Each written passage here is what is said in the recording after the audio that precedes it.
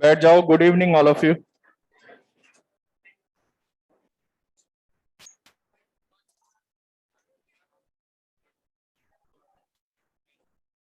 हाँ, इसको डिफरेंशिएट कर दिया। डी आर इक्वल्स टू, ये तो जीरो आ गया, कांस्टेंट है। एक्स तो वेरिएबल है ना, तो एक्स का डिफरेंशिएशन 1 इंटू डी एक्स। आया, समझ में आया? चलो, कुछ होमवर्क दिया हुआ है?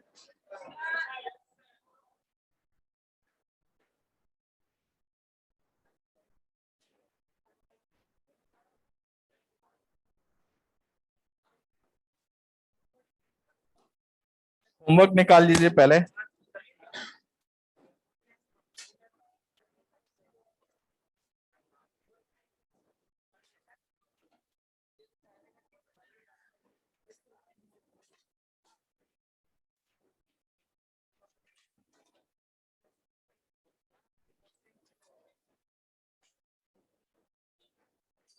टैलेंटेड है। एक्सरसाइज कौन सा है अपना डिस्कशन में? Exercise 2 level 1। ओके,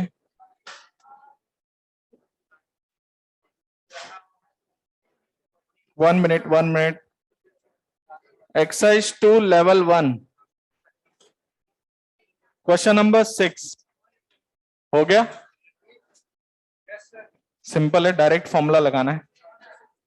इसके बाद नेक्स्ट एक्सरसाइज 2 लेवल 2। ओके,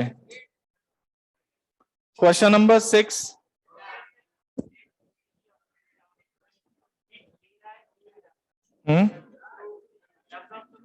नहीं, ऐसे नहीं होता। नहीं नहीं, absorption is a different aspect.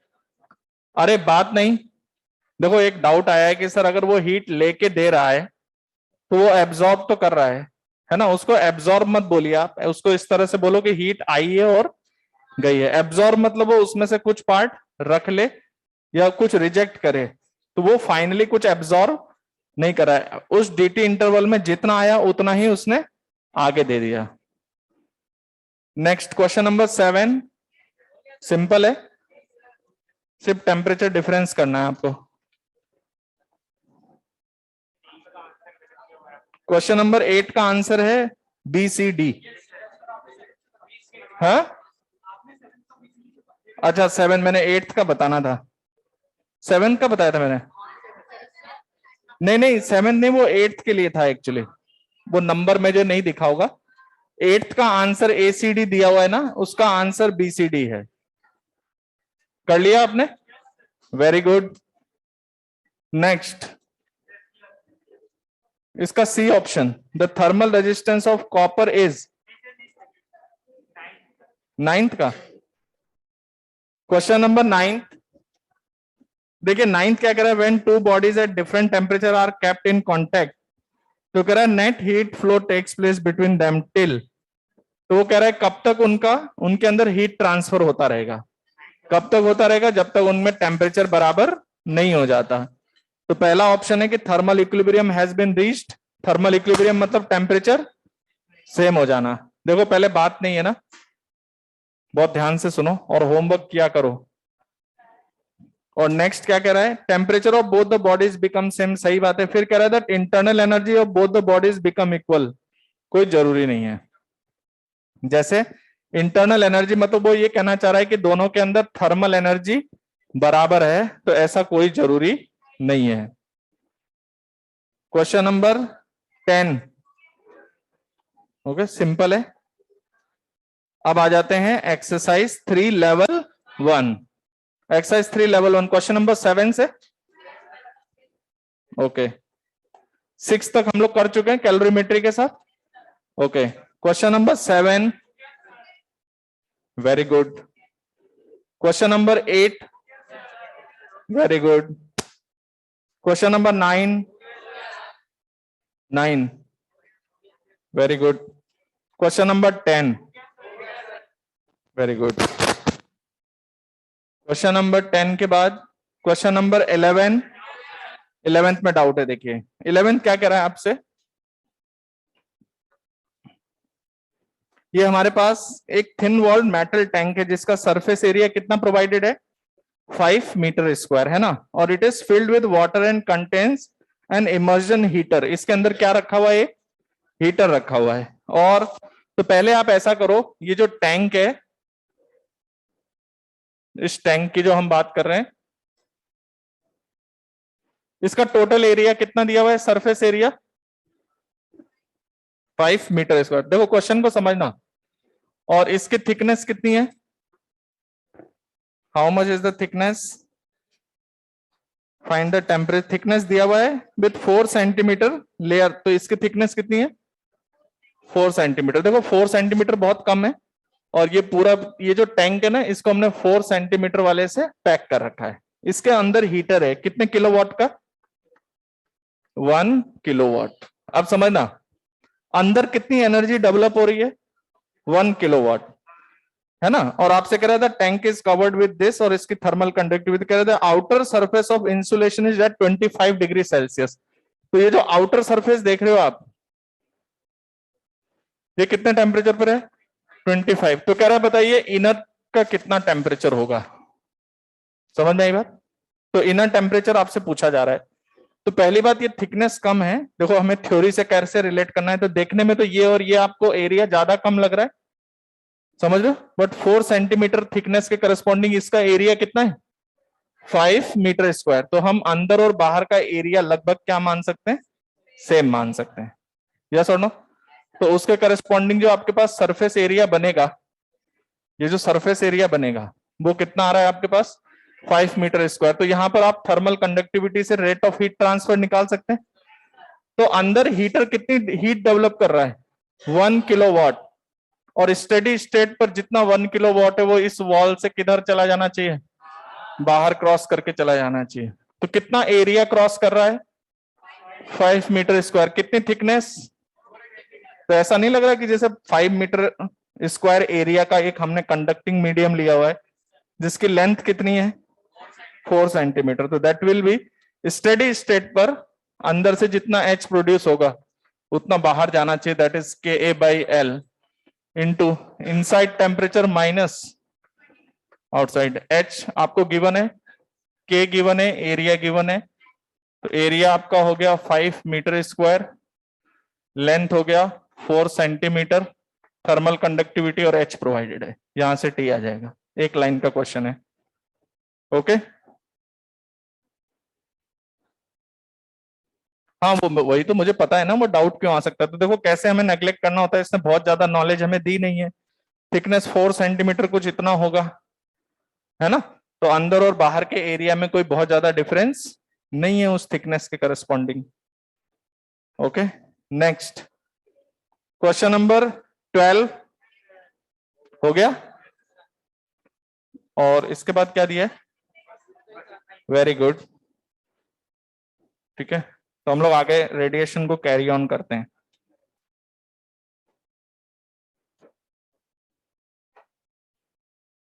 तो देखिए हम लोग जो लास्ट क्लास में क्या डिस्कशन कर रहे थे, रेडिएशंस के लिए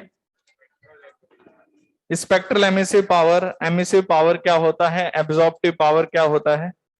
बेसिक कॉन्सेप्ट क्या था कि कोई बॉडी अगर किसी एब्सोल्यूट टेम्परेचर पे है तो वो क्या करती है, रेडिएट करती है। उसमें जो रेडिएशंस निकलते हैं वो रेडिएशंस में एज अ कॉन्सेप्चुअल एस्पेक्ट उसमें सभी तरीके की वेवलेंथ होती है, और वो जो वेवलेंथ है कॉन्सेप्चुअल एस्पेक्ट में हम बोलते हैं 0 से इनफाइनाइट तक सभी एमिट करता है, क्लियर। तो हमने क्या कहा कि टोटल एमिसिव पावर जो है वो ई है, और उसमें हमने स्पेक्ट्रल एमिसिव पावर डिफाइन किया था डीई बाई डी लैम्डा। तो एक लैम्डा से लेके लैम्डा प्लस डी लैम्डा के कंसर्न जितना एमिसिव पावर है डिवाइडेड बाय डी लैम्डा, मतलब पर यूनिट वेवलेंथ के करस्पॉन्डिंग कितनी एमिसिव पावर है। मतलब उसकी लैंग्वेज क्या थी, spectral emissive power is the emissive power corresponding to a wavelength lambda to lambda plus D lambda for per unit change in wavelength. समझ में आई बात। तो हम लोग इस तरह से स्पेक्ट्रल एमिसिव पावर को डिफाइन कर रहे थे, ठीक है।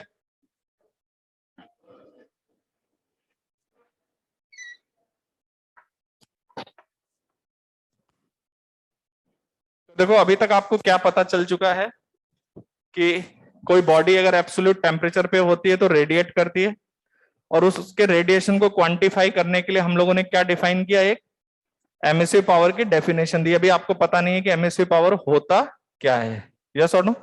हमने आपसे एक ब्लैक बॉडी के बारे में बात किया था, हालांकि परफेक्ट ब्लैक बॉडी था वो, बट अगर मान लो क्वेश्चन में सिर्फ ब्लैक बॉडी भी बोल दे तो हम मान लेंगे कि वो परफेक्ट जैसा है।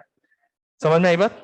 तो वो परफेक्ट ब्लैक बॉडी एक ऐसी बॉडी है जिसका एब्जॉर्प्टिव पावर 1 होता है। समझ गए? तो अब हमारे पास जो लॉ आने वाला है वो लॉ करस्पॉन्डिंग टू ये बताएगा कि किसी बॉडी का जब वो किसी एब्सोल्यूट टेम्परेचर पे है तो उसका एमिसिव पावर कितना होता है।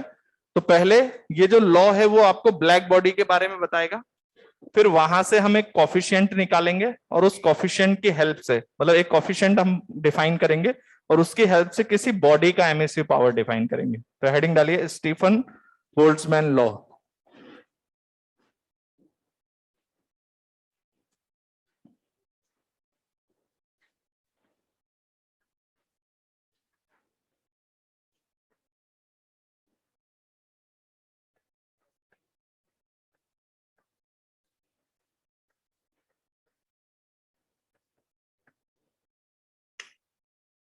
Okay, Stefan Boltzmann law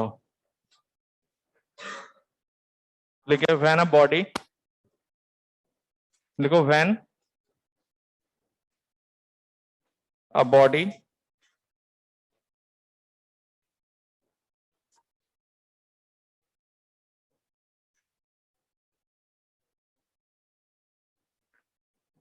when a body is at some absolute temperature, when a body at some absolute temperature,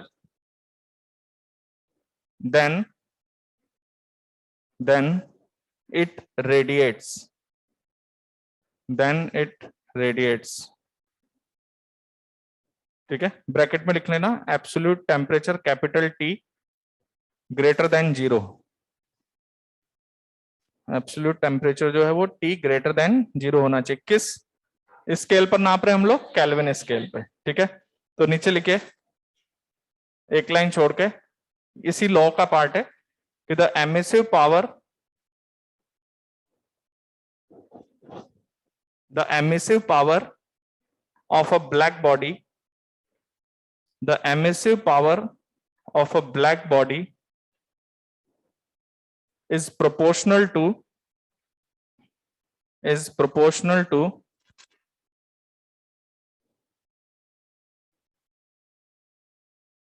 is proportional to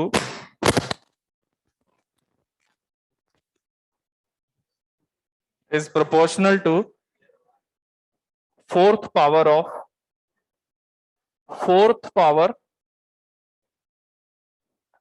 power of its absolute temperature, fourth power of its absolute temperature। मतलब जो अभी तक आप सुन रहे थे ना, emissive power emissive power emissive power, वो emissive power इसके प्रोपोर्शनल है ब्लैक बॉडी की, उसका जो एब्सोल्यूट टेम्परेचर है उसके फोर्थ पावर यानी टी पावर 4 के क्या है, वो प्रोपोर्शनल है। समझ आई बात? यही आपका कौन सा लॉ है? Stefan Boltzmann law. तो देखिए हमारे पास जो एमिसिव पावर हमने आपको डिफाइन किया था, जिसकी डेफिनेशन क्या थी? It is the energy radiated per unit area per unit time. इस एमिसिव पावर की जो वैल्यू है that is proportional to the T power 4। लेकिन किसकी? Black body. अभी भी किसी बॉडी की बात नहीं हो रही है, किसकी बात हो रही है? तो अगर कोई ब्लैक बॉडी है तो उसका अगर टेम्परेचर कैपिटल टी है ना, तो उसके करस्पॉन्डिंग उसकी एमिसिव पावर कितनी है? That is proportional to T power 4। तो that emissive power of black body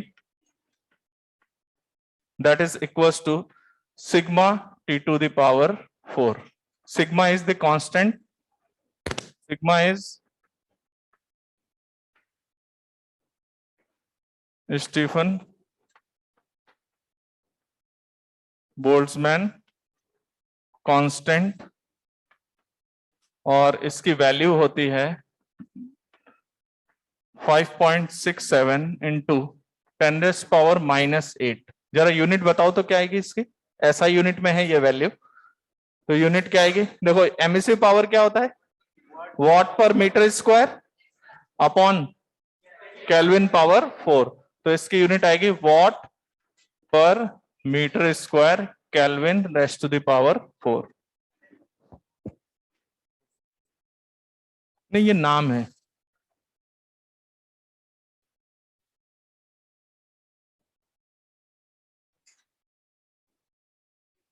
दोनों ने मिल के दिया होगा ना, मतलब कहाँ पे?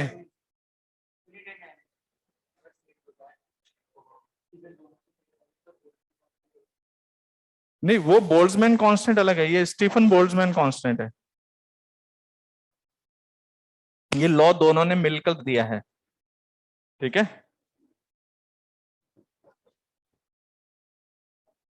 कितना है? 5.67 इंटू 10⁸ ये किसके बारे में बता रहा है? Emissive power of a black body. तो याद रखना यहां पर जो टेम्परेचर है वो T इज द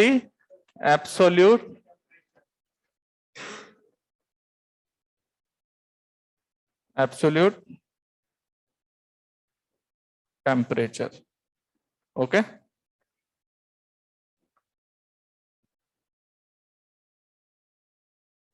ओके। तो ये किसके बारे में पता चला? एक ब्लैक बॉडी। अगर मैं आपको टेम्परेचर बता देता हूं, मान लो 27 डिग्री सेंटीग्रेड, तो आप यहां पर केल्विन में कन्वर्ट करके आप क्या निकाल सकते हैं?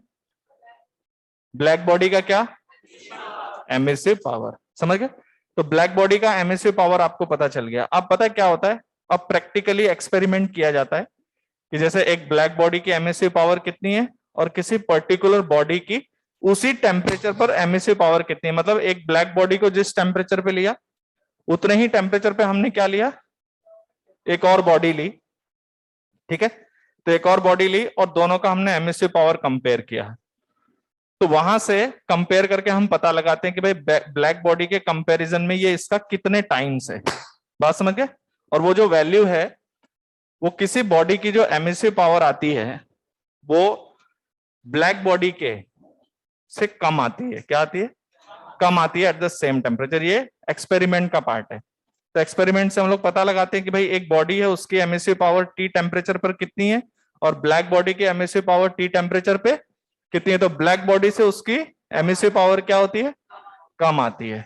तो हम ये कह सकते हैं कि वो जो कम आ रही है उसको हम लोग शो करने के लिए उसके लिए एक क्वांटिटी डिफाइन करेंगे, that is called as emissivity. क्या डिफाइन करेंगे? तो हेडिंग डालिए एमिसिविटी ऑफ अ, बहुत सारी चीजें हैं एक के बाद एक। Emissivity,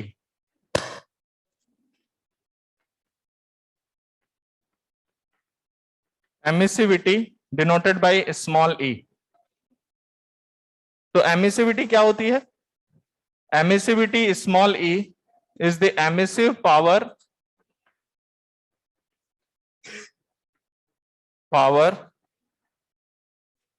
of a body divided by emissive power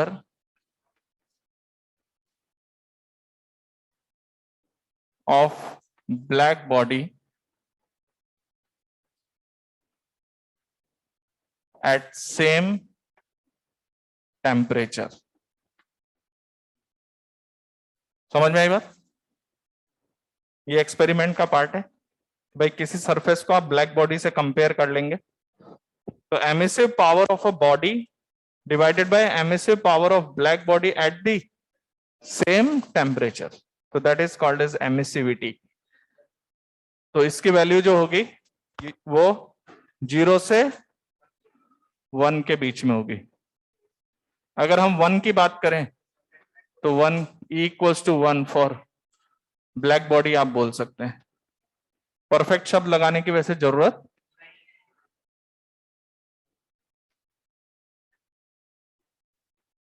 black body बोल देगा मतलब हम मान लेंगे वो परफेक्ट ब्लैक बॉडी है, ठीक है। तो जैसे आपके पास दो अलग अलग सरफेस हैं, ठीक है। तो जैसे आपने पता कर लिया कि किसी में ब्लैक बॉडी का 1/2 टाइम्स है, किसी में ब्लैक बॉडी का 1/3 टाइम्स है। तो इस तरह से आप उस बॉडी के लिए क्या डिफाइन कर सकते हैं? उसकी एमिसिविटी डिफाइन कर सकते हैं। ठीक है, मतलब आपके लेवल पे अगर किसी बॉडी की एमिसिविटी पता है आपको, तो आप क्या बता पाओगे? आपको ब्लैक बॉडी का एमिसिव पावर ये लॉ बता रहा है, और इस लॉ से ब्लैक बॉडी की एमिसिव पावर निकल जाएगी, उसको किससे मल्टीप्लाई करेंगे? एमिसिविटी से। आपको क्या मिल जाएगा? उस बॉडी की एमिसिव पावर मिल जाएगी। यस और नो? तो आपके पास अगर बॉडी की एमिसिव पावर की हम बात करें, तो that is E into emissive power of black body. Yes और नो? तो emissive power of a body that is E sigma T to the power 4. Yes or no?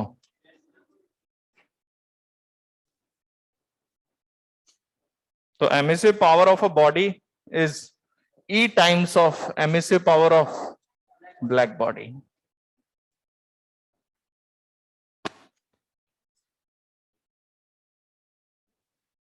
अब ये तो एमिसिविटी है ना, ये सरफेस की प्रॉपर्टी होती है। किसकी प्रॉपर्टी? सरफेस। तो इधर देखिए, जैसे कभी आपसे क्वेश्चन ये कहता है कि आपका जो सरफेस है वो सेम सरफेस फिनिश का है, क्या बोलेगा? जैसे आपसे क्वेश्चन कहे कि there are two bodies having the same surface finish, same surface finish, बिल्कुल फिनिशिंग जो है सरफेस की वो बिल्कुल एक जैसी है, इसका मतलब उनकी एमिसिविटी क्या है? सेम है। तो यहां रिमार्क लिख लो, emissivity is the property of surface, emissivity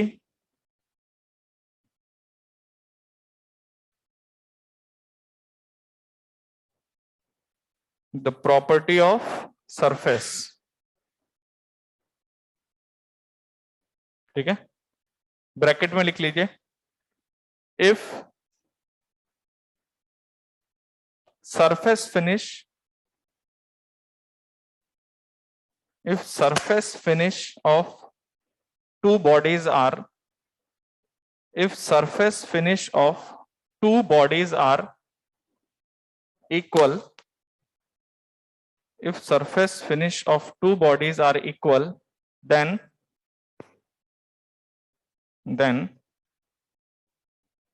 their emissivity will be equal, their emissivity will be equal। समझ में आई बात?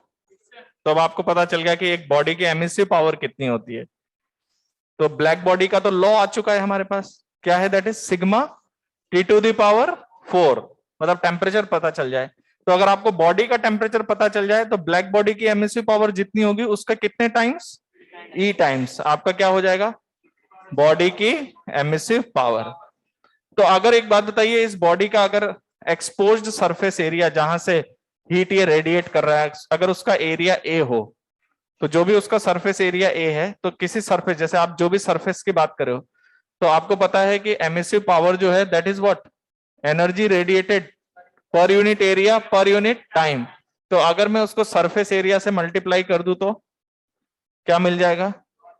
Power radiated. तो अगर आपको यह पता करना है कि कोई बॉडी कितना पावर रेडिएट कर रही है अपने सरफेस से, तो कितना पावर रेडिएट कर रही है उसको बताने के लिए आप क्या करेंगे? उसके सरफेस एरिया से मल्टीप्लाई कर देंगे। तो जैसे सपोज मेरे पास ये एक बॉडी है, इसका टेम्परेचर T है, इसका A क्या है? A इसका सरफेस एरिया, और इस बॉडी का आपको क्या चाहिए होगा? E, that is called as emissivity. तो अगर मुझे पता है इस बॉडी की एमिसिव पावर कितनी है? E sigma T to the power 4। तो पावर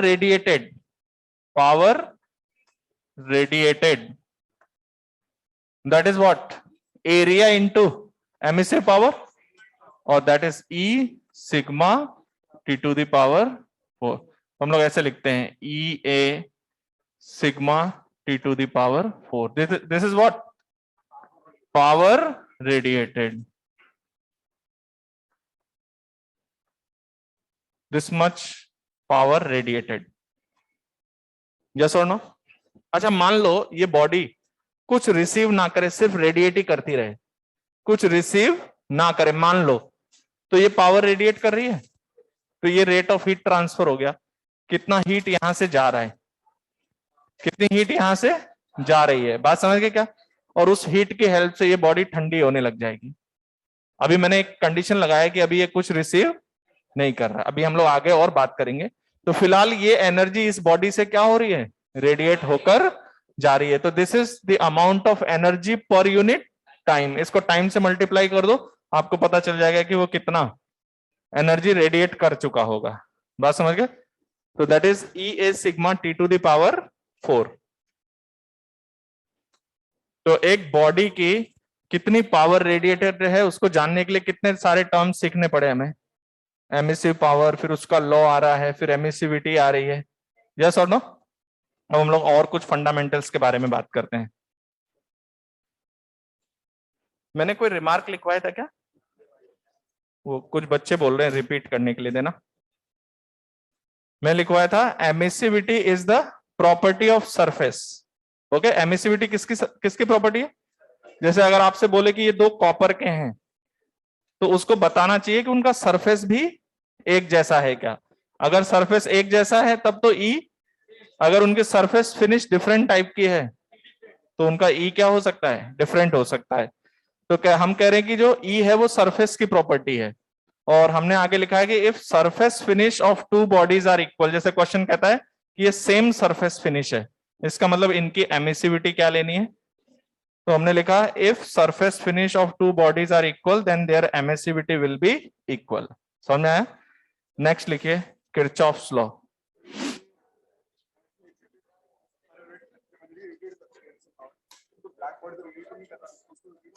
क्यों? ब्लैक बॉडी अपने टेम्परेचर से रेडिएट करा, बाहर से एब्जॉर्ब करने की प्रॉपर्टी अलग है, लेकिन वो किसी टेम्परेचर पे होगा तो वो रेडिएट भी उतना ही अच्छा करेगा। क्लियर है? एक मिनट, तो यहां पर नीचे लिखिए किरचॉफ्स लॉ। ये मिटा दूं मैं? अभी 2-3 लॉज और आएंगे, उसके बाद कुछ क्वेश्चन शुरू होगा। बहुत सारे डेफिनेशंस हैं।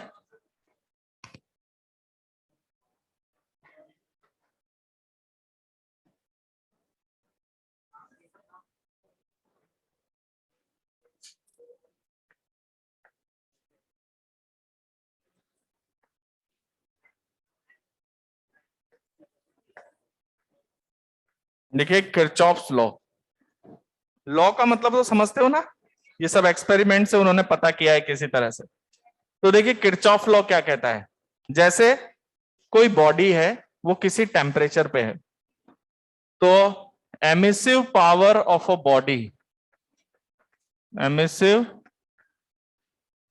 Power of a body divided bye it's absorptive power, absorptive power,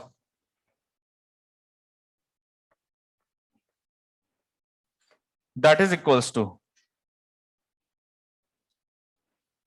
emissive power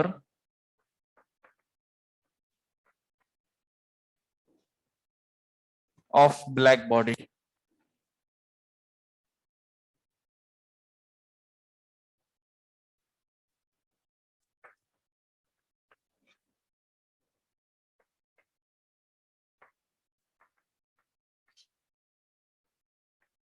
क्या लिखा हुआ है पहले इसको देखो, फिर इसकी कहानी क्या है वो समझाते हैं। कहानी से मतलब इससे क्या पता चलेगा। तो ये क्या कर रहा है, emissive power of a body divided by उसकी absorptive power is equal to the emissive power of the black body at same temperature. मतलब ये कहना चाह रहा है कि जैसे एक बॉडी है, उसकी एमिसिव पावर कितनी है, समझ में आई बात? तो उस बॉडी की एमिसिव पावर निकालने के लिए तो आपको पता है एमिसिविटी इंटू क्या करना होता है, एमिसिविटी इंटू क्या करना होता है, आपका जो ब्लैक बॉडी है उसका एमिसिव पावर मल्टीप्लाई करना पड़ता है।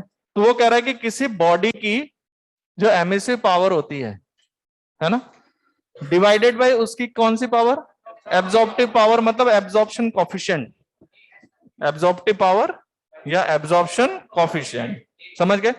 तो वो ये कहना चाह रहा है कि emissive power of a body divided by its absorptive power is equal to the emissive power of black body at same temperature. इसका मतलब ये एक्सपेरिमेंट से उन्होंने पता किया है। तो इसका मतलब क्या हुआ, एक बात बताओ, सपोज आपके पास दो अलग अलग बॉडीज हैं, दो अलग अलग बॉडीज हैं। एक मिनट रुक जाओ, लिखो मत, तुम लोग लिखने में ज्यादा ध्यान लगाते हो, इसमें कोई ज्यादा कुछ नहीं लिखना, अभी मैं टाइम दे दूंगा लिखने के लिए। जो मैं बोल रहा हूं उसको समझ जाओगे तो पता चल जाएगा कैसे यूज हो रहा है। देखिए, एमिसिव पावर ऑफ बॉडी, तो आपके पास दो अलग अलग बॉडीज हैं, दोनों का टेम्परेचर T है, तो क्या आपको लगता है राइट हैंड साइड दोनों के लिए सेम है? मान लो वो भी 27 डिग्री सेंटीग्रेड पर है और ये भी 27 डिग्री सेल्सियस पर है, तो इसका मतलब क्या हुआ, दोनों के लिए राइट हैंड साइड तो, लेकिन लेफ्ट हैंड साइड में क्या है, अपना अपना क्या, एमिसिव पावर, और अपना अपना एब्जॉर्प्शन पावर। तो क्या आपको लगता है कि राइट हैंड साइड में उसी टेम्परेचर पर एक कांस्टेंट वैल्यू लिखी हुई है? अगर मैं ये कहूं कि आप T टेम्परेचर पे कंपेयर कर रहे हैं दो अलग अलग बॉडीज को, तो क्या उन दोनों बॉडीज की emissive power upon absorptive power की वैल्यू जो इसके बराबर है, क्या ये दोनों की वैल्यू सेम है? तो इसकी वैल्यू है किसके बराबर, emissive power of a body upon absorptive power is equal to emissive power of the black body at the same temperature. इसका मतलब जिसका एमिसिव पावर ज्यादा उसकी एब्जॉर्प्टिव पावर भी ज्यादा है, मतलब जिसका ये ज्यादा होगा। अच्छा, पहली बात ये समझ लो, ये energy radiated per unit area per unit time, और ये कॉफिशिएंट है।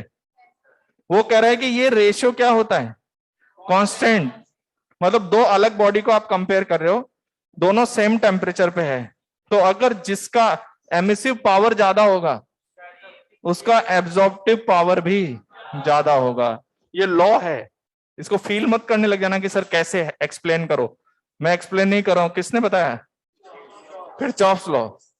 उन्होंने एक्सपेरिमेंट से देखा कि जिस बॉडी की एमिसिव पावर जितनी ज्यादा होगी उसकी एब्जॉर्प्टिव पावर भी उतनी ज्यादा होगी। इसका मतलब a good emitter is a good absorber. तो जो जितना अच्छा एमिटर होगा वो उतना ही अच्छा। तो आपको पता है कि आपका एब्जॉर्प्टिव पावर ब्लैक बॉडी की 1 है, तो किसी गिवन टेम्परेचर पे सबसे अच्छा एमिटर कौन है, ब्लैक बॉडी, बाकी सब उससे कम अच्छे हैं। सबसे अच्छा एमिटर कौन है, मतलब ब्लैक बॉडी अगर किसी टेम्परेचर पे हो, पहले तो ये समझना ये दो अलग चीजें हैं, एक एमिट करना और एक एब्जॉर्ब करना, दो अलग बातें हैं। तो जो जितना अच्छा एमिटर है वो उतना ही अच्छा एब्जॉर्बर भी होता है, यस और नो? जब उसको एब्जॉर्ब करने की बारी आती है तो वो उतना ही अच्छा एब्जॉर्बर भी होता है। तो किरचॉफ लॉ क्या कहता है कि a good emitter is a good absorber. तो सबसे अच्छा एमिटर किसी गिवन टेम्परेचर पे कौन है हमारे पास, क्योंकि ब्लैक बॉडी का एमिसिविटी 1 है, उसके अलावा और किसी भी बॉडी की बात करें तो उसकी एमिसिविटी लेस देन 1 होगी। तो जिसका एमिसिव पावर जितना कम होगा उसका एब्जॉर्प्टिव पावर भी उतना ही कम होगा, यानी a good absorber is a, और एक bad absorber is a bad emitter. ये किरचॉफ लॉ का मतलब होता है। तो पहले ये दोनों स्टेटमेंट लिखे, फिर मैं लैंग्वेज लिखाता हूं।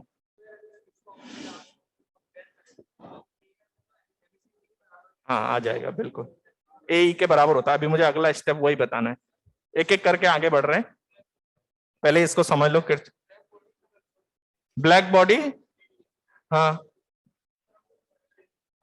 बेटा एमिसिव पावर, फिर भाई मैं बोल रहा हूं ना, सरफेस की प्रॉपर्टी है लेना, और बॉडी के एब्सोल्यूट टेम्परेचर पर होने की प्रॉपर्टी क्या है, बाहर निकालना। समझ में आई बात? तो बॉडी एब्जॉर्ब भी कर सकती है और एमिट भी। जैसे अभी ये दरवाजा है, किसी एब्सोल्यूट टेम्परेचर पे ये एमिट भी कर रहा है, और इसमें कुछ लाइट का फ्रैक्शन जो बाहर से इस पर गिर रहा है वो एब्जॉर्ब भी हो रहा है। तो दोनों बातें चल रही है एक साथ। तो a good emitter is a good absorber. तो पहले यहां पे लिखे, नहीं नहीं उसका अलग है, प्रिवोस्ट थ्योरी अभी बात करेंगे, अभी मैं सब बताऊंगा। अभी एक एक करके आप बस जो मैं बोल रहा हूं वो समझते जाओ। तो एक जो जितना अच्छा एमिटर होता है वो उतना ही अच्छा एब्जॉर्बर होता है, ये किरचॉफ लॉ का आउटकम है। तो पहले यहां तक लिख लिया सबने। तो आपको पता है कि ये जो एट द सेम टेम्परेचर पर हम emissive power of black body के बराबर कह रहे हैं, तो ये उस टेम्परेचर पर 2 3 4 अलग अलग बॉडीज को कंपेयर करने के लिए right hand side is a constant. तो नीचे लिख लीजिए, मतलब हाँ भाई, ये क्या बोल रहा है, किसी बॉडी की एमिसिव पावर और एब्जॉर्प्टिव पावर, वो तो दो अलग बॉडी कंपेयर हो गए एट द सेम टेम्परेचर, तो वो कंपेयर हो रहे हैं, उसके बाद ये राइट हैंड साइड के बराबर आ रहा है। ठीक है, नीचे स्टेटमेंट लिखे, लिखो at a given temperature, at a given temperature the ratio of, at a given temperature the ratio of emissive power of a body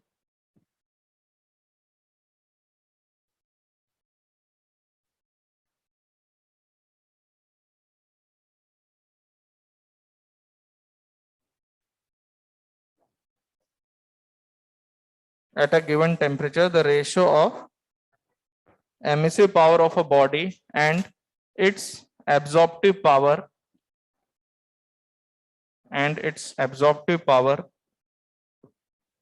is constant. Its absorptive power is constant. That means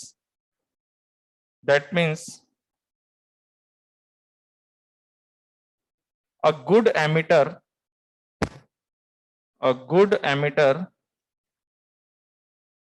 is a good absorber also. A good emitter is a good absorber also. सही बात है, ये उन्होंने law से prove किया है, experiment से देखा होगा कि जो जितना अच्छा एमिट कर पाता है वो उतना ही अच्छा एब्जॉर्ब भी कर पाता है, तो ये रेशो उनके लिए क्या आता है, कांस्टेंट। तो यहां से आप देखिए, अगर मैं emissive power of a body लिखूं तो वो क्या है, E sigma T to the power 4 upon A, that is equal to कितना, black body at same temperature, तो सिग्मा टी पावर 4।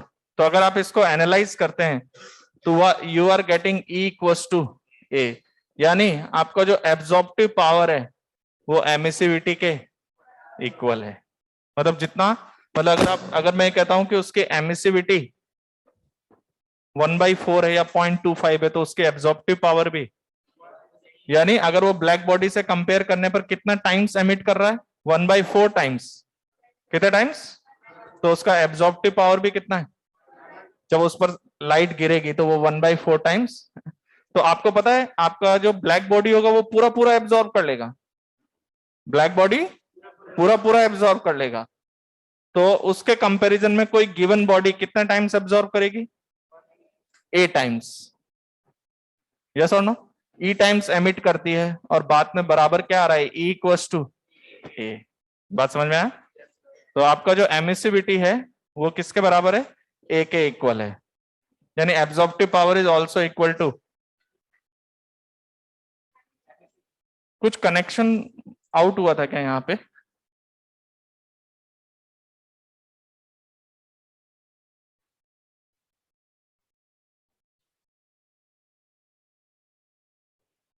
देखिए कोई स्टूडेंट थोड़ा सा पूछ रहे हैं, बेटा आप ज्यादा आप चैट बॉक्स में मत लिखो, मैं जवाब दे रहा हूं आपकी बात का। देखिए पहली बात तो ये एमिसिव पावर और एब्जॉर्प्टिव पावर, मैंने तो ऐसा कुछ कहा नहीं कि ये बराबर है, हमने क्या बोला, एब्जॉर्प्टिव, देखो एमिसिविटी और एब्जॉर्प्टिविटी बराबर है, हमने ये नहीं कहा कि एब्जॉर्प्टिव एनर्जी, एब्जॉर्ब्ड एनर्जी और रेडिएटेड एनर्जी बराबर है, मैंने ये बोला क्या, मैंने क्या बोला कि जितना फ्रैक्शन वो एमिट करता है किसके कंपैरिजन में, ब्लैक बॉडी के, जैसे black body sigma T to the power 4 से रेडिएट करता है, तो एमिसिविटी 1/4 है, या मतलब 0.25 है, तो ब्लैक बॉडी के कितने टाइम्स है वो, 0.25। तो अगर ब्लैक बॉडी पूरा का पूरा एब्जॉर्ब करता है किसी से, जब एनर्जी गिराई जाती है तो ब्लैक बॉडी क्या करता है, पूरा पूरा एब्जॉर्ब कर लेता है। तो अगर हम एब्जॉर्प्टिविटी और एमिसिविटी को बराबर बोल रहे हैं, तो क्या आपको लगता है कि कोई कंसर्न बॉडी कितना फ्रैक्शन एब्जॉर्ब करेगा अगर हम किसके कंपैरिजन में बात करें, ब्लैक बॉडी के कंपैरिजन में? क्या वो 1/4 ही है? क्योंकि आपको पता है आपके ब्लैक बॉडी का क्या होता है, ए, तो उसका ई भी 1 है। किसी बॉडी का अगर ई 1/4 है तो उसका ए भी 1/4 है। समझ गए? तो अब हम यहां से ना ये जो ए है इसको हम लोग एब्जॉर्प्टिविटी भी बुला सकते हैं। क्या बोल सकते हैं? नीचे पॉइंट लिख लो कि ए जो है उसको एक और नाम दे रहे हैं हम, एब्जॉर्प्टिविटी।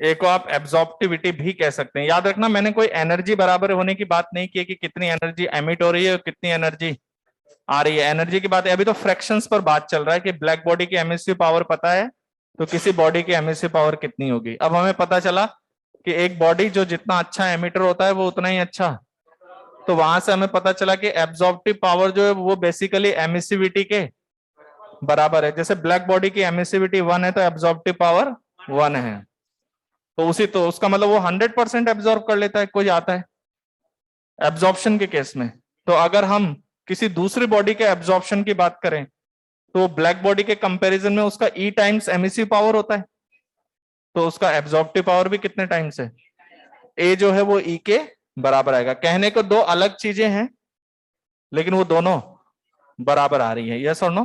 तो अब हम आगे से जैसे ई को एमिसिविटी बोलते हैं वैसे ही हम ए को एब्जॉर्प्टिविटी भी बोल सकते हैं। बात समझ में आए कि नहीं? नेक्स्ट लिखिए।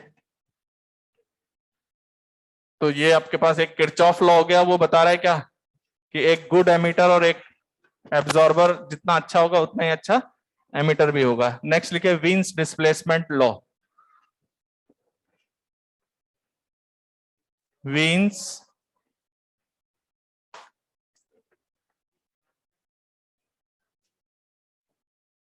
किसी के पास शीट है क्या? देना एक बार।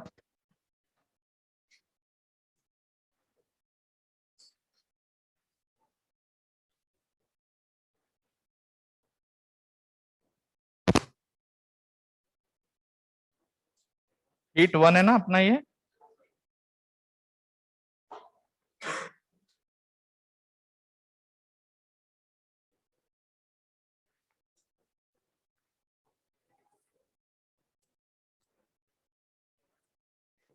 तो देखिए वीन्स डिस्प्लेसमेंट लॉ क्या कहता है। आपने स्पेक्ट्रल एमिसिव पावर का ग्राफ बनाया था पर्टिकुलर वेवलेंथ के करस्पॉन्डिंग, या हम ये बोले कि मान लो हम इंटेंसिटी का ग्राफ बना दें, तो आपको क्वेश्चन कुछ भी बोल सकता है कि आप अलग अलग वेवलेंथ के करस्पॉन्डिंग इंटेंसिटी की बात कर रहे हैं, या आप अलग अलग वेवलेंथ के करस्पॉन्डिंग मान लीजिए कि आप बात कर रहे हैं उसका स्पेक्ट्रल एमिसिव पावर। तो मैंने आपको उसका ग्राफ किस तरीके का सजेस्ट किया था?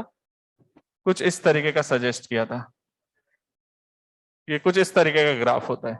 तो जैसे मान लीजिए ये इंटेंसिटी है, ये स्पेक्ट्रल एमिसिव पावर भी बोल सकते हो, पिछले क्लास में बनाया था मैंने, अपॉन लैम्डा। भी हम लोग वाइड रेंज में बात कर रहे हैं कि भाई एक इंटेंसिटी मतलब आप ये क्या बता रहे हो, अलग अलग वेवलेंथ के करस्पॉन्डिंग कितनी कितनी इंटेंसिटी आ रही है। तो आपने एक चीज नोटिस किया है क्या, एक पर्टिकुलर वेवलेंथ ऐसा है, एक पर्टिकुलर वेवलेंथ ऐसा है जिस पर इंटेंसिटी क्या है, मैक्सिमम। तो हम लोग इसके सामने लैम्डा मैक्स लिख देते हैं।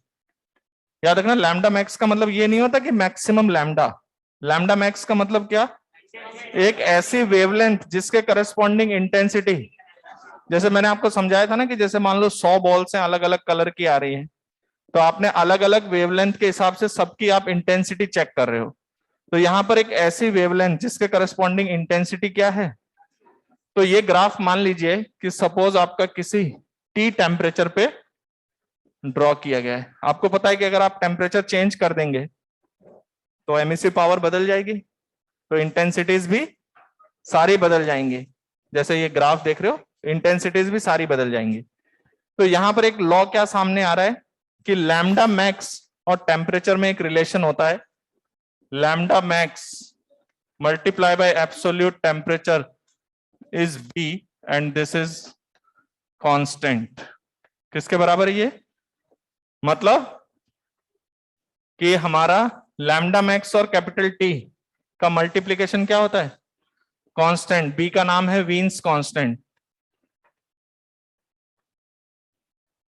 That is 0.282 into centimetre kelvin. This is the Wien's constant. समझ में आई बात? तो हमारे पास जो वीन्स कांस्टेंट है उसकी वैल्यू आपको दिखाई दे रही है। तो अब आपके मन में आ रहा होगा सर ये कैसे? तो उस पर ध्यान दिया करो कि ये लॉ है। ये ऐसे थोड़ी पता चला कि मेरे को रात को सपना आया और दिख गया ऐसा होगा। बहुत मेहनत की होगी, उन्होंने एक्सपेरिमेंट किए होंगे। तो पहली बात, लैम्डा मैक्स क्या है? Lambda max is the wavelength corresponding to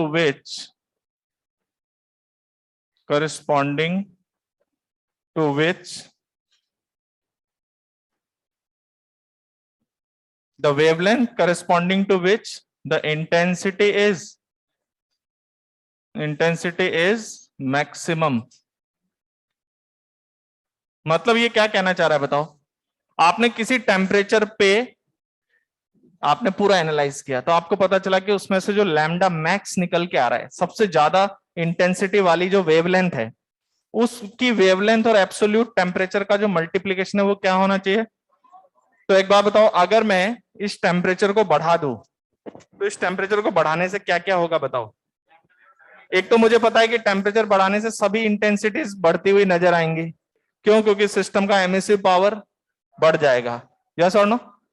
तो अगर हम कह रहे हैं कि एमिसिव पावर बढ़ जाएगा तो ग्राफ ऊपर तो उठेगा, लेकिन जहां पर मैक्सिमम इंटेंसिटी आएगी उस नए ग्राफ पर, उसके लिए क्या होगा आपका? टेम्परेचर बढ़ाने पर लैम्डा घट जाता है। बात समझ गए? तो वीन्स डिस्प्लेसमेंट लॉ सिंपली आपको क्या बताता है कि अगर टेम्परेचर बढ़ेगा तो जिस पर आपका लैम्डा मैक्स आएगा वो लैम्डा मैक्स क्या हो जाएगा? इस पे बहुत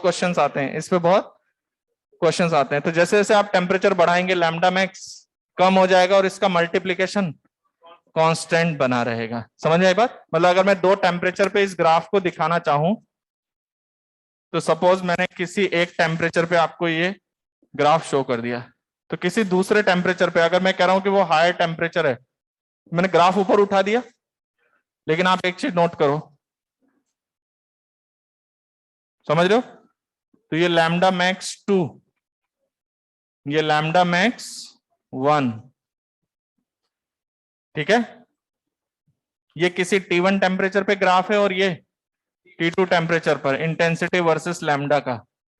तो आपको दिख रहा है कि जैसे जैसे आपने टेम्परेचर बढ़ाया है लैम्डा मैक्स कम होता जा रहा है, because your lambda max is inversely proportional to temperature. तो जितना ज्यादा टेम्परेचर रखेंगे उतना लैम्डा मैक्स कम होता जाएगा।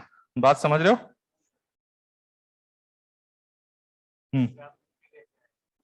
कहाँ नीचे आया बेटा? T2 ग्रेटर है, आगे जाने दो। इस मतलब ये ऊपर ऊपर ही रहेगा लगभग। हाँ, लगभग ऊपर ऊपर ही रहना चाहिए। मतलब ऐसे देखो क्या होता है, आप जो कहना चाह रहे हो मैं समझ गया हूं। आप कह रहे हो क्या सर, क्या पूरा ही ऊपर रहेगा? तो लगभग हम कह सकते हैं कि हर वेवलेंथ के करस्पॉन्डिंग इंटेंसिटी बढ़ गई होगी। ठीक है? तो ये ग्राफ थोड़ा ऊपर बना दिया है, ये थोड़ा नीचे बना हुआ है, लेकिन इसमें पीक में क्या देख रहे हो आप? लैम्डा। हाँ, वही मैं लिख रहा था, तभी उसने रोक दिया था मुझे कुछ पूछने के लिए। तो T2 ग्रेटर देन T1। समझ में आई बात? अब देखो, अब आपके मन में वही बात आ रही होगी। एक बात बताइए, क्या आप F equal to m prove कर पाते हो क्या? ये वही बात है, किसी लॉ को पढ़ने का मतलब क्या होता है कि जैसा कहा गया है वैसा मान लें। अगर आप कह दो कि सर हमें तो फील नहीं आ रही F इक्वल टू एम होगा क्या, हाँ? प्रूफ नहीं है वो बेटा, वो प्रूफ थोड़ी है। लॉ है, उनको एक्सपेरिमेंटली बताया जाता है। समझ गए क्या? तो हमारे पास जो वीन्स डिस्प्लेसमेंट लॉ है, समझ में आया? ये इस पे बहुत क्वेश्चन आते हैं। क्योंकि जैसे जब किसी किसी बॉडी का आपको क्या करना होता है, रिलेट करवाना होता है कि भाई इसका टेम्परेचर ज्यादा है कि कम, तो वो आपको उनके लैम्डा मैक्स की जानकारी देगा। जैसे अगर मैं कहूं कि एक के लैम्डा मैक्स के दूसरे का लैम्डा मैक्स डबल है, लैम्डा मैक्स का मतलब वो वेवलेंथ जिसके करस्पॉन्डिंग इंटेंसिटी मैक्सिमम हो। लैम्डा मैक्स को मैक्सिमम वेवलेंथ मत समझना, वो वेवलेंथ जिसके करस्पॉन्डिंग इंटेंसिटी मैक्सिमम हो उसको लैम्डा मैक्स बोल रहे हैं।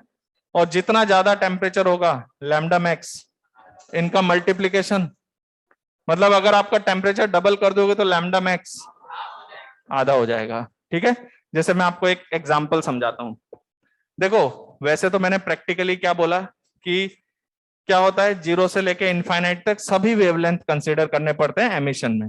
लेकिन जैसे अभी मान लो कोई बॉडी किसी टेम्परेचर पे है, तो जैसे मान लो ये बेंच अभी एमिट कर रहा है, तो पता है इसकी ज्यादातर इंटेंसिटीज इंफ्रारेड रेंज में। किसमें है? इंफ्रारेड रेंज में। जैसे मान लो एक लोहे का टुकड़ा है, अभी आपने उसको गर्म किया, अभी वो रेड हॉट नहीं हुआ है। ठीक है, रेड हॉट होने से पहले अभी वो बिल्कुल आपको मेटल का पीस जैसा दिखाई देता है कि नहीं? लेकिन जैसे जैसे आप उसका टेम्परेचर बढ़ाते हैं, तो वो पहले क्या था पता है, वो इंफ्रारेड रेंज में क्या कर रहा था, रेडिएट कर रहा था ज्यादा इंटेंसिटीज। ज्यादा इंटेंसिटीज किस रेंज में कर रहा था? इंफ्रारेड रेंज में। फिर आपने और टेम्परेचर बढ़ाया, तो बताओ उसका लैम्डा कम होगा। तो लैम्डा कम होते होते विजिबल में एंटर करेगा, तब जाके वो आपको रेड हॉट दिखाई देना शुरू कर देता है। यस और नो? तो पहले तो वो ब्लैक जैसा दिखाई दे रहा था क्योंकि वो उस पे क्या हो रहा था, अभी जो एमिशन है वो एमिशन विजिबल रेंज में नहीं आया है। लेकिन जब आप उस लोहे के टुकड़े को गर्म कर रहे हो धीरे धीरे धीरे धीरे, तो फिर वो थोड़ी देर बाद आपको रेड हॉट दिख रहा है। क्यों? क्योंकि अब उसमें से जो वेवलेंथ निकल रही है वो अब विजिबल रेंज में आ गई है। किस में आ गई? तो आपको उसमें से लाइट्स वगैरह दिखाई देना शुरू हो रहा है। बात समझ रहे हो? अगर मान लो किसी फ्लेम में, मान लो कहीं पे कोई भट्टी जल रही है और उसके अंदर आप एक लोहे का टुकड़ा रख दो, तो शुरू में जब तक उसका टेम्परेचर, दोनों का टेम्परेचर बराबर नहीं है, तब तक तो वो कैसे दिखाई देंगे? अलग अलग दिखाई देंगे। लेकिन जब वो सिमिलर टेम्परेचर पे आ जाएंगे, वो तो सिमिलर तरह से क्या करने लगेंगे? रेडिएट करने लग जाएंगे। तो फिर आपको वहां पर डिस्टिंग्विश करना मुश्किल हो जाएगा। बात समझे? तो जैसे जैसे टेम्परेचर बढ़ाते हैं, जैसे अभी अगर हम इस बेंच की बात करें, लोहे का है, आप इसको गर्म करोगे तो इसका लैम्डा मैक्स क्या होगा? कम होगा। तो अभी ये ज्यादातर रेडिएशंस किस रेंज में एमिट कर रहा है? इंफ्रारेड। जैसे जैसे टेम्परेचर बढ़ाओगे, इसका लैम्डा कम होते होते फिर किस रेंज में एंटर करेगा? विजिबल रेंज में एंटर करेगा। बात समझ गए? इतना ज्यादा टेम्परेचर पे वो मेल्ट ही कर जाएगा, इससे ज्यादा अपन दिमाग ही क्यों लगाए। समझ रहे हो?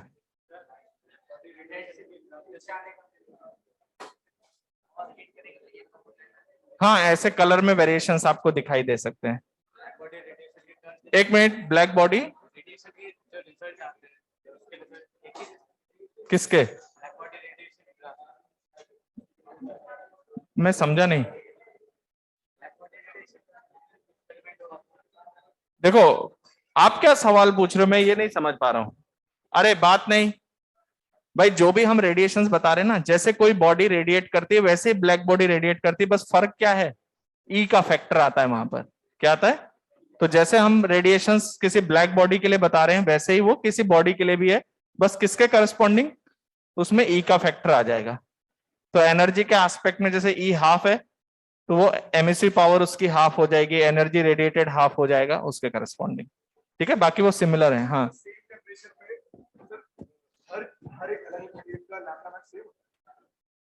हाँ, उसमें मटेरियल का कोई लॉ नहीं है।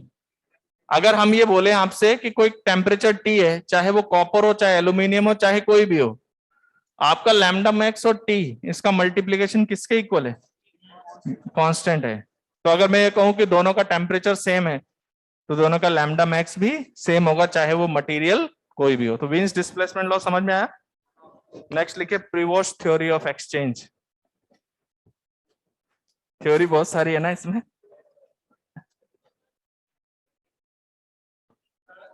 हाँ,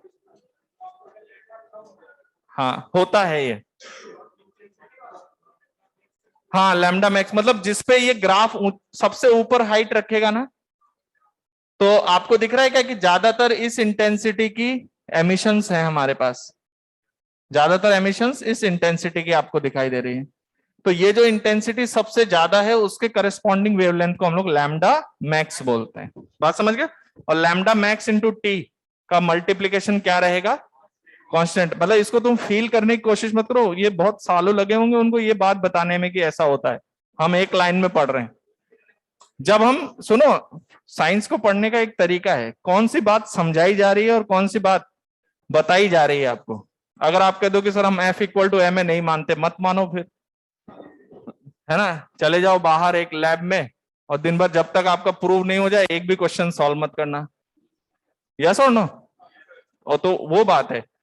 तो लॉजिक किस चीज पर है और कौन सी चीज लॉ है। अभी आप कह दो कि sir emissive power of a body upon absorptive power is a constant value, हमें तो नहीं समझ में आ रहा, तो हम आपको समझा थोड़ी रहे, वो हम समझा ही नहीं रहे, हम वो बता रहे हैं, वहां लॉजिक नहीं काम कर रहा है, वहां बताया जा रहा है आपको। अभी आप मुझसे कह दो कि sir H equal to minus K D T by D X, मुझे तो नहीं आ रहा समझ में। तो किसी चीज को समझना है कि उसको यूज करना है, वो उनके सालों की मेहनत है जो हम एक लाइन में हमने बता दिया आपको कि लैम्डा मैक्स इंटू टी का मल्टीप्लीकेशन क्या रहता है? कांस्टेंट रहता है। समझ में आई बात? अब आपको इसका यूटिलाइज करना है। कभी कोई आपसे पूछे कि भाई हमने टेम्परेचर डबल कर दिया, लैम्डा मैक्स पे क्या असर पड़ेगा? आधा हो गया। समझ में आई बात? मान लीजिए मैंने आपको बताया कि एक बॉडी जो है उसका लैम्डा मैक्स 1000 एंगस्ट्रॉम है, अब उसका 3000 एंगस्ट्रॉम हो गया, तो टेम्परेचर केल्विन स्केल पे कितना हुआ? याद रखना ये कैपिटल टी लिख रहा हूं, सब एब्सोल्यूट टेम्परेचर है ये सब, ठीक है। तो आपने लैम्डा 3000 एंगस्ट्रॉम कर दिया तो आपको टेम्परेचर कितना मिल गया? तो एक आपको वीन्स डिस्प्लेसमेंट लॉ से टेम्परेचर कंपेयर हो गया। अब मैं आपसे क्वेश्चन में पूछ रहा हूं, बताओ इसकी एमिसिव पावर कितनी है? तो आप कहोगे सर एक तो एमिसिविटी दे दो आप, इसकी कितनी है, और टेम्परेचर तो हमने पता लगा ही लिया कि पहले का ये कितने टाइम्स हो गया। अगर लैम्डा मैक्स 3 टाइम्स हो गया है तो टेम्परेचर 1/3 टाइम्स हो गया केल्विन स्केल पर, ठीक है। अब हम लोग आगे की और बात करेंगे, तो नेक्स्ट लिखिए प्रीवोस्ट थ्योरी ऑफ एक्सचेंज।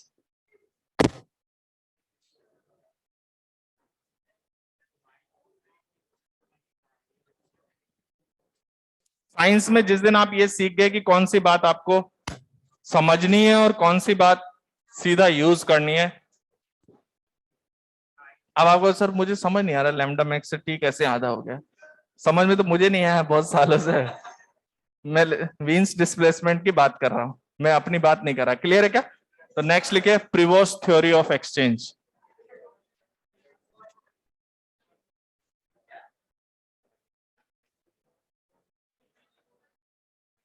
बात नहीं, प्रीवोस्ट थ्योरी ऑफ एक्सचेंज।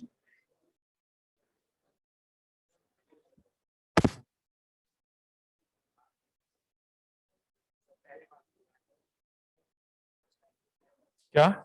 हाँ ये सब नई बातें ना बेटा, ये ग्राफ आप नीचे क्यों ले आए, उसको ऊपर ही रखना था पूरा ही। देखिए एक स्टूडेंट ने पूछा है कम से कम 20 बार, तो मैं एक बार जवाब दे देता हूं। वो कह रहे कि सर वो आपने जो इस स्पेक्ट्रल एमिसिव पावर और इंटेंसिटी का ग्राफ सेम कैसे बना दिया, क्योंकि हर पर्टिकुलर वेवलेंथ के corresponding dE by d lambda था। तो डीई किसके बराबर था? DE is your E lambda into, तो जिसका ई लैम्डा ज्यादा होगा उसके लिए डीई भी ज्यादा होगा। बात समझते हो क्या? तो वो दोनों ग्राफ सिमिलर जैसे ही बने हुए हैं। क्लियर है? तो देखिए प्रीवोस्ट थ्योरी ऑफ एक्सचेंज क्या कहती है कि जैसे अगर अभी हम बात करें, इतने टाइम से मैं आपको पढ़ा रहा हूं कि कोई बॉडी अगर किसी सराउंडिंग में रखी है तो वो क्या करती है? रेडिएट करती है।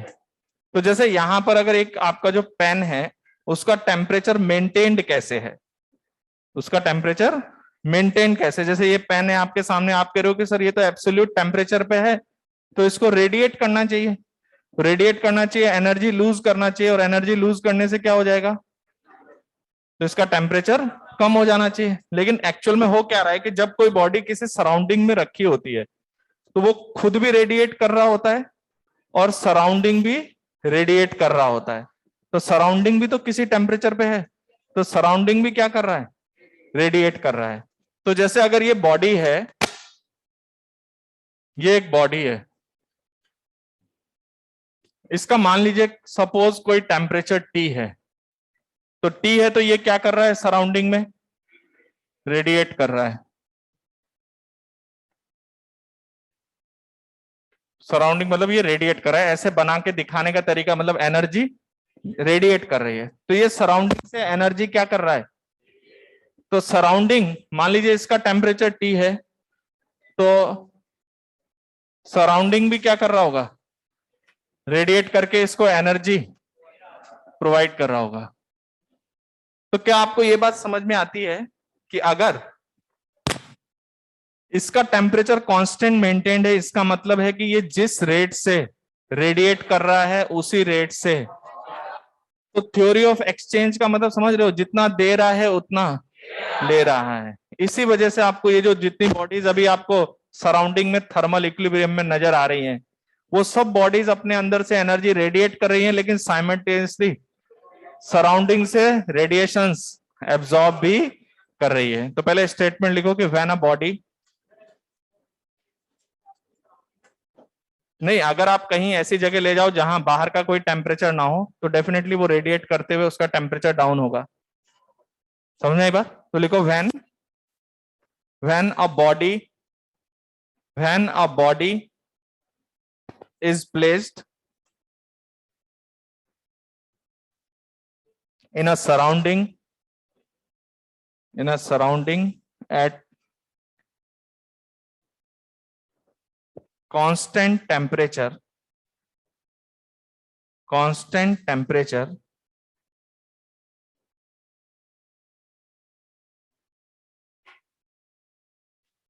then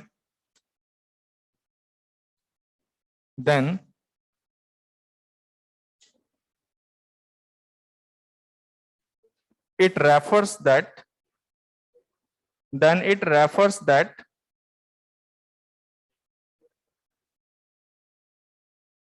the energy radiated by the body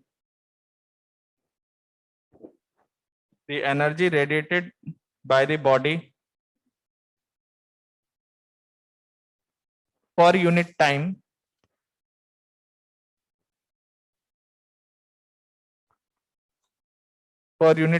is equal to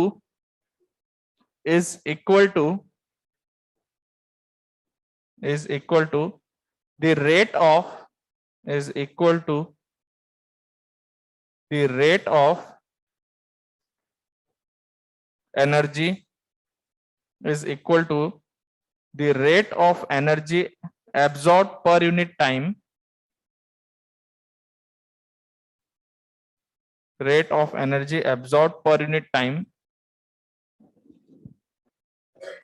by the body। समझ में आई बात? तो थ्योरी ऑफ एक्सचेंज क्या बताने के लिए था कि जैसे हम कह रहे हैं कि भाई कोई बॉडी अभी सराउंडिंग में, हम सभी यहां पर जो भी चीजें किस पर है, थर्मल इक्विलिब्रियम में, इसका टेम्परेचर फिक्स दिखाई दे रहा है, तो ये रेडिएट भी कर रहा है और सराउंडिंग से एनर्जी रिसीव भी। तो रेट ऑफ रेडिएशन है ना, जिस रेट से एनर्जी रेडिएट कर रहा है उसी रेट से एनर्जी रिसीव करेगा। समझ गए? तो अगर हम ये कहें कि उसका टेम्परेचर क्या है, कांस्टेंट, तो इसका मतलब होगा rate of energy radiated is equal to rate of energy absorb. समझ में आई बात? अगर मान लीजिए मैं ये कहता हूं कि rate of energy radiated is greater than rate of energy absorbed। समझ रहे हो? रेट ऑफ एनर्जी रेडिएटेड, तो एनर्जी जब रेडिएट करे ज्यादा है और एनर्जी एब्जॉर्प्शन का रेट कम है, तो फिर आप क्या कहेंगे उस बॉडी का टेम्परेचर? तो हम कहेंगे कि उस केस में टेम्परेचर क्या होगा, टेम्परेचर डिक्रीज करेगा ऑफ द बॉडी। अगर हम कहते हैं कि rate of energy radiated is less than the rate of energy absorbed. In that case, the temperature of body will increase. अगर उसकी रेडिएटेड एनर्जी कम है और रिसीव्ड एनर्जी ज्यादा है.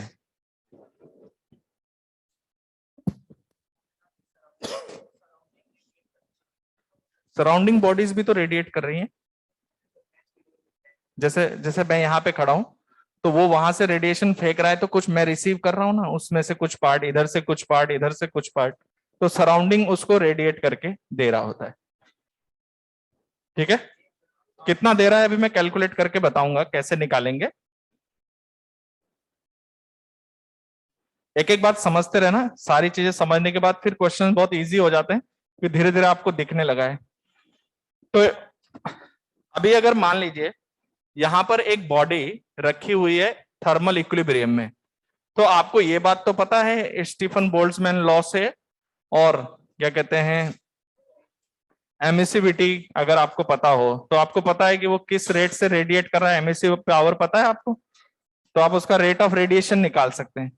लेकिन सराउंडिंग से कैसे हम रिसीव करते हैं ये कैसे पता लगाया जाए. तो इधर देखो, जैसे मेरे पास एक बॉडी है, पहले जो क्वेश्चन है उसको समझ जाओगे तो आपको समझ में आएगा कि मैं कहना क्या चाह रहा हूं. जैसे सपोज इसका टेम्परेचर भी T है और सराउंडिंग टेम्परेचर भी T है. ये किसका टेम्परेचर है?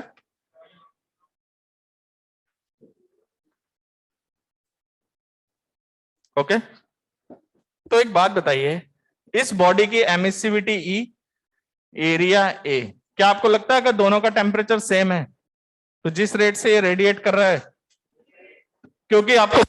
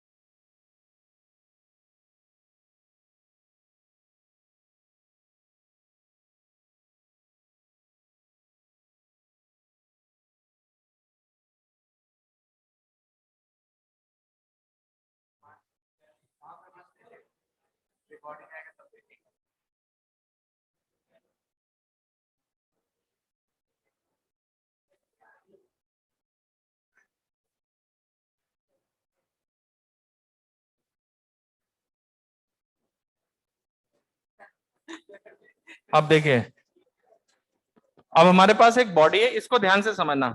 अभी आपको ये नहीं पता कि यहाँ एक बॉडी रखी हुई है, उसको इतने सारे लॉज से आपको ये तो पता चल गया कि वो किस रेट से एनर्जी रेडिएट कर रहा है, लेकिन सराउंडिंग से किस रेट से रिसीव कर रहा है उसका फॉर्मूला क्या बनाया जाए. तो जैसे सराउंडिंग किस टेम्परेचर पे है? T, और अगर इसका टेम्परेचर T है तो क्या थर्मल इक्विलिब्रियम है? तो इस समय पर आपको पता है कि जिस रेट से एनर्जी क्या हो रही है, रेडिएट हो रही है, उसी रेट से आ भी रही है. तो सराउंडिंग किस रेट से दे रहा है आपको नहीं पता, तो आप क्या कहेंगे इस बॉडी के लिए? E is the energy radiated per unit time, that is equals to energy absorbed from surrounding per unit time. थोड़ा सा ध्यान से समझना है, बहुत सारी चीजें हैं. तो energy radiated per unit time ये कितना दे रहा है? तो जितनी रेट से रेडिएट कर रहा है उसी रेट से रिसीव कर रहा है, क्योंकि इसका टेम्परेचर क्या है, तो दोनों का टेम्परेचर सेम है. तो आपको ये नहीं पता कि उधर से किस रेट से आ रहा है, लेकिन आपको ये तो पता है कि इधर से किस रेट से जा रहा है. EA T⁴. Sigma E A sigma T to the power 4। कैसे? ये हुआ emissive power into E, body की पावर हो गई, area, energy radiated per unit. क्या आपको लगता है एनर्जी रिसीव्ड फ्रॉम सराउंडिंग मतलब क्या? समझाता हूं आपको। हाँ बेटा, energy radiated per unit time. Consciously बैठो क्लास में। देखिए, ये एनर्जी रेडिएटेड, ये इस बॉडी की सारी कहानी आपको पता थी, लेकिन सराउंडिंग से कैसे आ रहा है आपको मालूम। लेकिन सराउंडिंग भी अभी कितने टेम्परेचर पे? टी पे। तो ऐसा नहीं लग रहा, देखो सेम फॉर्मूला सराउंडिंग भी दे रहा है। तो सराउंडिंग से आने के लिए क्या क्या यूज होगा? ई यूज होगा बॉडी का ही। ई किसका यूज होगा? इवन ई और ए हम सेम बता भी चुके हैं पहले भी। तो बॉडी का ही क्या यूज होगा? ई। एरिया भी बॉडी का यूज हो रहा है। टेम्परेचर सिर्फ किसका यूज कर लो? सराउंडिंग का। तो क्या आपको ये समझ में आ रहा है? ये इसी रेट से ये रेडिएट कर रहा था, तो इसी रेट से रिसीव हो रहा है। तो यहां से आने का रेट हो गया sigma T to the power 4, लेकिन एरिया किसका? सरफेस का, और ई भी उसी का ले लो आप। तो अगर मान लो मैं यहां पर इनका अलग अलग टेम्परेचर कर दूं, सपोज थोड़ी देर के लिए मैं कह दूं कि यहां टी नॉट है और ये टी है, तो यहां से भेजने का रेट कितना हुआ?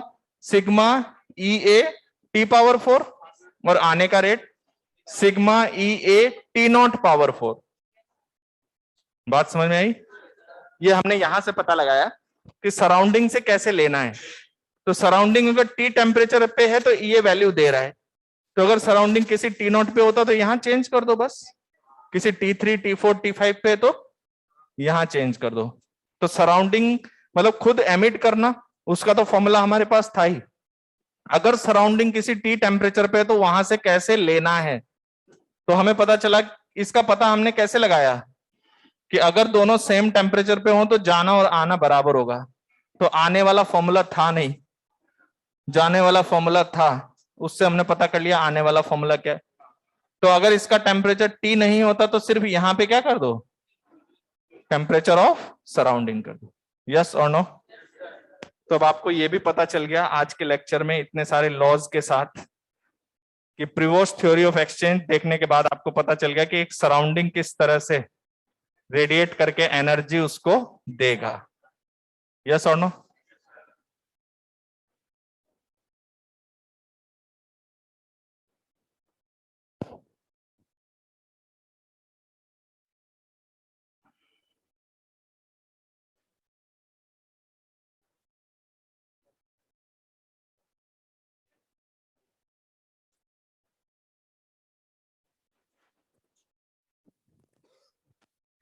समझ में आ गया?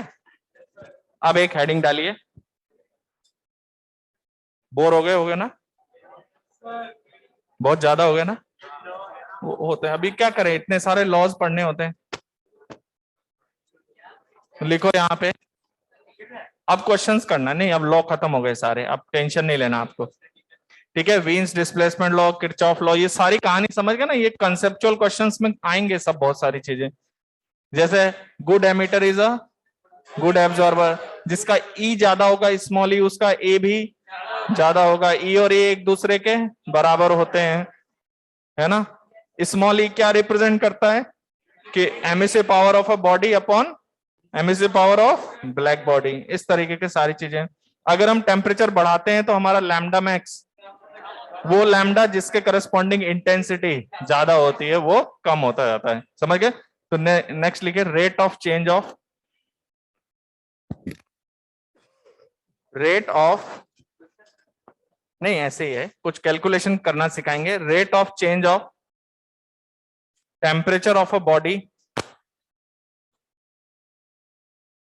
rate of change of temperature of body placed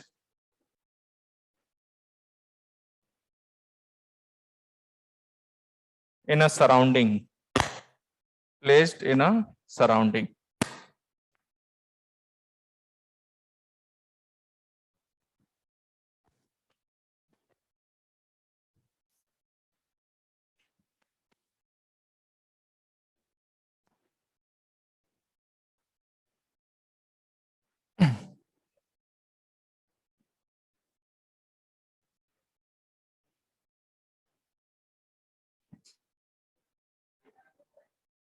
okay, तो जैसे आपके पास एक बॉडी है, दिस इज अ बॉडी,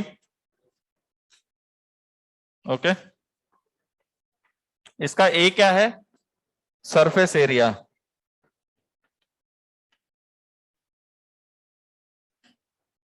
और ई क्या है उसका,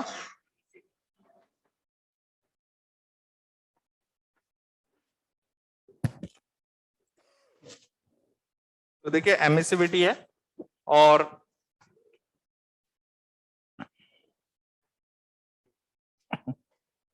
इसका टेम्परेचर टी है, और सपोज ये जिस सराउंडिंग में रखा है, अब यहां से मैथमेटिकल चीजें चालू हो रही है, this is the temperature of surrounding.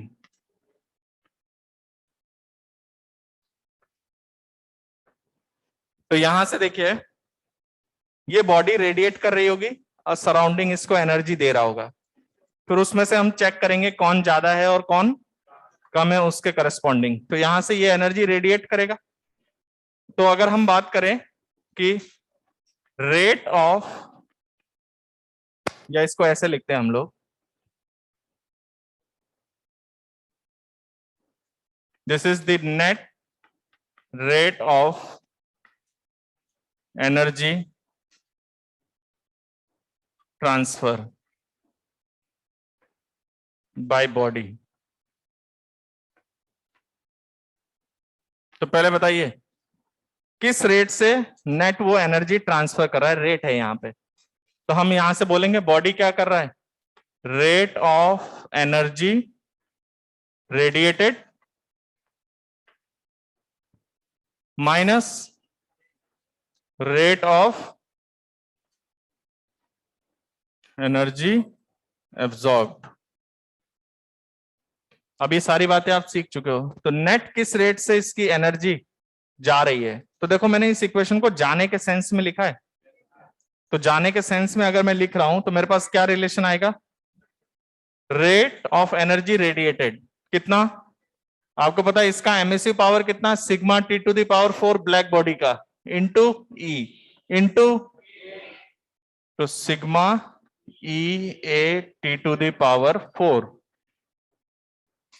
और अगर सराउंडिंग टेम्परेचर कितना है टीएस, तो सराउंडिंग से ले रहा है तो टेम्परेचर सराउंडिंग का, लेकिन बाकी सारी चीजें बॉडी का फॉर्मूला, तो सिग्मा ई ए टीएस पावर 4, तो ये सराउंडिंग में जा रहा है और वो सराउंडिंग से, तो net rate of heat radiation ये है और इतना वहां से रिसीविंग है, तो net rate of energy transfer कितना है, नेट इतना एनर्जी ट्रांसफर कर रहा है ये, यस और नो, तो ये इतनी एनर्जी ट्रांसफर कर रहा है, तो आप इसको कह सकते हैं this is D Q by D T, this is the net energy transfer. अब आधे क्वेश्चंस तो इन्हीं पर बेस्ड होते हैं, जैसे D Q by D T है, how much is sigma E A T power 4 minus T S power 4, ये दोनों टेम्परेचर किस में रखोगे आप, केल्विन में रखोगे, ठीक है।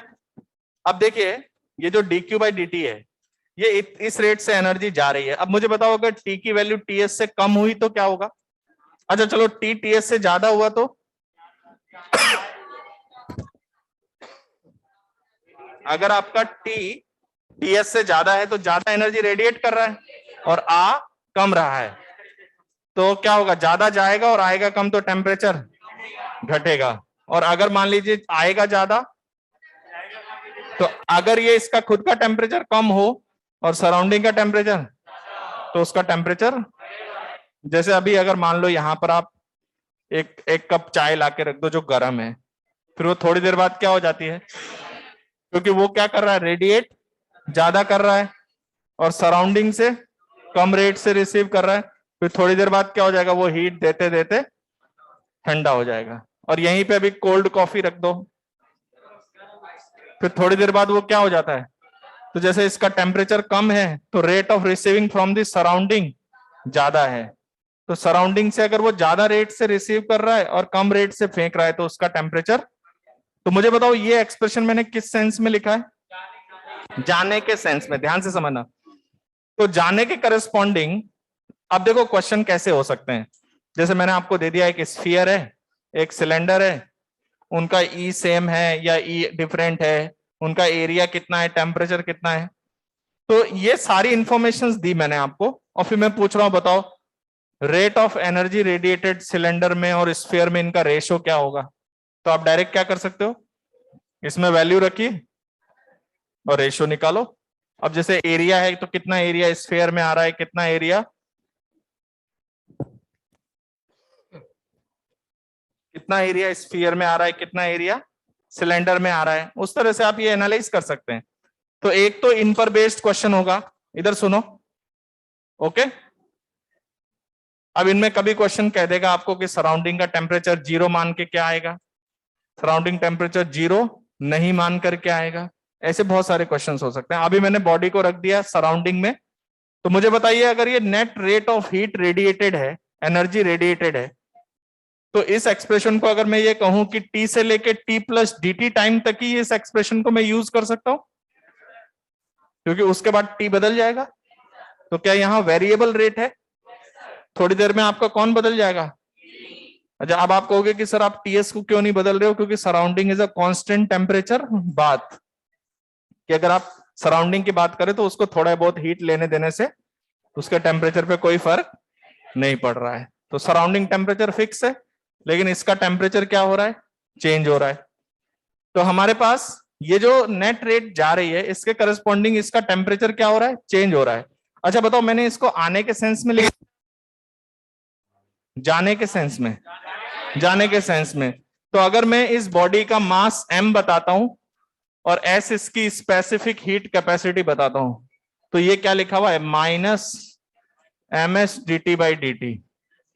माइनस क्यों लगाया, समझ में आ रहा है, क्योंकि मैंने जाने के सेंस में पॉजिटिव माना है, उसके corresponding minus ms dt by dt, that is equal to sigma EA T power 4 minus TS power 4।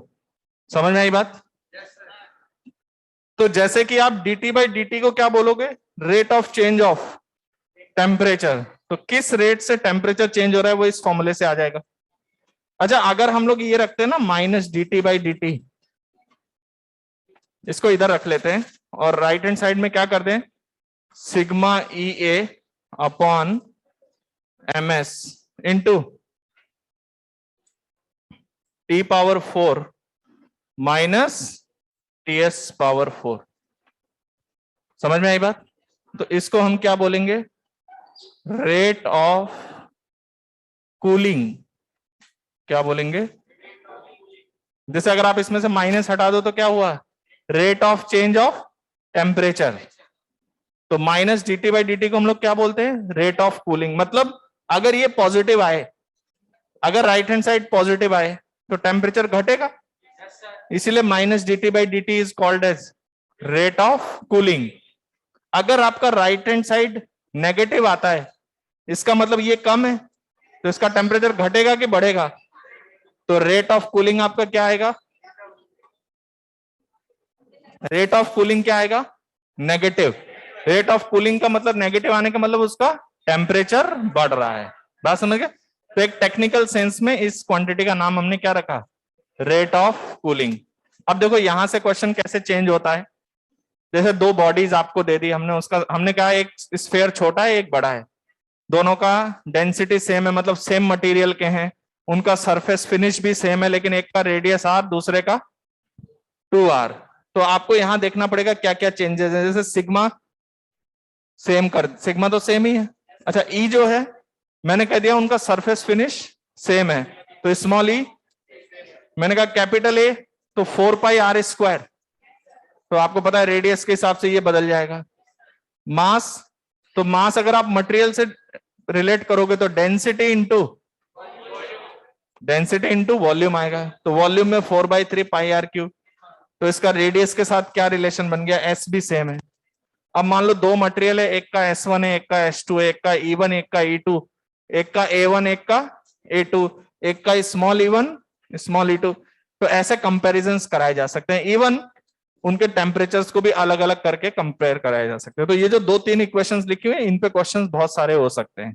बात समझ में आया, वो मैं करवाऊंगा नेक्स्ट क्लास में। क्लियर आ रहे। अच्छा, इसके बाद एक मिनट सुन लो, अभी जैसे अगर मैं आपसे पूछूं कि temperature as a function of time, तो आप कहोगे सर ये dt है और ये पूरा नीचे ले आओ। तो ये जो t की पावर 4 माइनस ts पावर 4 है ना, ये बहुत कॉम्प्लिकेटेड फॉर्मेट है इंटीग्रेशन में। ध्यान से सुनना, ये इंटीग्रेशन में बहुत ज्यादा कॉम्प्लिकेटेड फॉर्मेट है, जो आप लोग मैथ्स में सीखोगे इसको कैसे इंटीग्रेट किया जाता है। तो हमारे फिजिक्स में t power 4 minus ts power 4 को नीचे लेके हम इंटीग्रेट नहीं करवाएंगे आपसे, समझ में आई बात। लेकिन हम यहाँ ts को 0 देके फिर इंटीग्रेट करवा सकते हैं। ts 0 देके t पावर 4 को नीचे ले जाके इंटीग्रेट करवा लेंगे आपसे। या फिर आगे जाके हम यहां पर क्या करने वाले हैं कि टेम्परेचर ऑफ बॉडी और टेम्परेचर ऑफ सराउंडिंग, इनके बीच के डिफरेंस को कम करके इस इक्वेशन को हम अप्रोक्सीमेट कर देंगे। इस इक्वेशन को हम क्या करेंगे, अप्रोक्सीमेट। क्या करके, t minus ts is a small value, तो वहां पर हम लोग स्मॉल वैल्यू करके अप्रोक्सीमेट करेंगे और वहां से न्यूटन्स लॉ ऑफ कूलिंग आ जाएगा। क्या आ जाएगा, मतलब न्यूटन यहां भी अवेलेबल है। समझ में आई बात। तो ये बताने के लिए, तो यहां पर हम t माइनस ts पे लिमिट लगाएंगे नेक्स्ट क्लास में। अरे इधर सुन लो, मैं अपने लिए नहीं बता रहा हूं, मुझे तो पता ही है। तो नेक्स्ट क्लास में देखो, यहां से हम लोग जो पहले तो इस पर बेस्ड कुछ क्वेश्चंस करेंगे कि टेम्परेचर बदल देंगे, कभी एरिया बदल देंगे, कभी मास कांस्टेंट कर देंगे, कभी कुछ चेंज कर देंगे। उसके बाद फिर इसको हम टेम्परेचर डिफरेंस स्मॉल करने के लिए इसको न्यूटन्स लॉ ऑफ कूलिंग की तरफ ले जाएंगे, समझ रहे हो। और उससे कुछ लॉ बनेगा और वहां से हम इंटीग्रेशन भी करवा सकते हैं आपसे। क्लियर और नॉट। तो ये सारा कुछ है। एक बार है ना ये थ्योरी वापस से पढ़ना और लॉज को लॉ की तरह पढ़ना। ऐसे नहीं कि सर मुझे समझ नहीं आ रहा है, ये कैसे हो गया। तो वो लॉ का पार्ट है, वो उनको भी 1-2 दिन में समझ में नहीं आया था। उनको जब समझ में नहीं आया था तो वो कहाँ चले गए थे, एक्सपेरिमेंट करने। बहुत सालों के बाद जाके वो रिजल्ट निकल के आया। तुम बात कर लो पहले आराम से। Okay, thank you for today. Homework दे दे कुछ।